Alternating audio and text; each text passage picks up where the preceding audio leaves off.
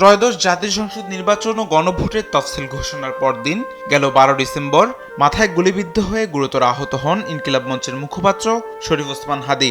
মাথায় গুলিবিদ্ধ অবস্থায় তাকে প্রথমে ঢাকা মেডিকেল কলেজ হাসপাতালে নেওয়া হয়। পরে অবস্থার অবনতি হলে তাকে রাজধানীর এভারকেয়ার হাসপাতালে স্থানান্তর করা হয়। এরপর উন্নত চিকিৎসার জন্য সরকারের উদ্যোগে ও পরিবারের সম্মতিতে তাকে এয়ার অ্যাম্বুলেন্সে করে সিঙ্গাপুর নেওয়া হয়।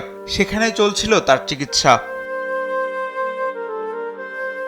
ঘটনার পরপরই দেশে ব্যাপক উদ্বেগ তৈরি হয়। জুলাই গণঅভ্যুত্থানের সম্মুখ সারি থেকে রাজনীতিতে আসা হাদীর উপর এমন হামলার ঘটনায় স্তব্ধ হয়ে যায় পুরো দেশ।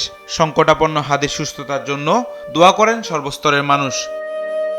বৃহস্পতিবার রাত ৯টা ৪৫ সবাইকে শোকের সাগরে ভাসিয়ে সিঙ্গাপুর জেনারেল হাসপাতালে চিকিৎসাধীন অবস্থায় না ফেরার দেশে চলে যান ওসমান হাদী।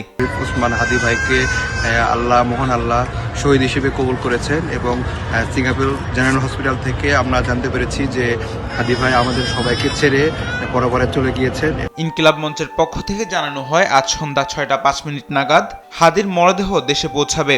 এর আগে হাদীর প্রথম জানাজা অনুষ্ঠিত হবে সিঙ্গাপুরের একটি মসজিদে স্থানীয় সময় সকাল ১০টায়। আর শনিবার রাজধানীর মানিক মিয়া এভিনিউতে বাদ জোহর আরেকটি জানাজা। হাদীর উপর হামলার পর থেকেই জড়িতদের আইনের আওতায় আনার দাবি ওঠে দেশ জুড়ে। এখন পর্যন্ত ১৪ জনকে আটক ও গ্রেপ্তার করেছে পুলিশ ও র্যাব।